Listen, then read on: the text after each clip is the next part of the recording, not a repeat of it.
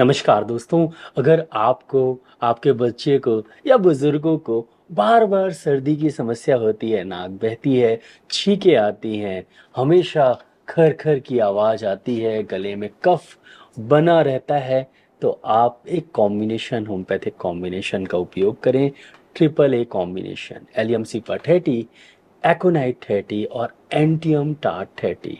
ये तीनों को आप बराबर मात्रा में मिलाएँ, मिलाने के बाद 1 बूंद सुबह, दोपहर, शाम और रात में लीजिए। दिन में 3 से 4 बार इसका उपयोग करें। आप देखेंगे कि सर्दी ठीक हो जाएगी, गले में जो खर-खर की आवाज़ है और जो चेस्ट में खर-खर की आवाज़ है वो ठीक हो जाएगी, जो कफ जमा हुआ है वो निकल जाएगा। सर्दी और खाँसी के लिए ये कॉम्बिनेशन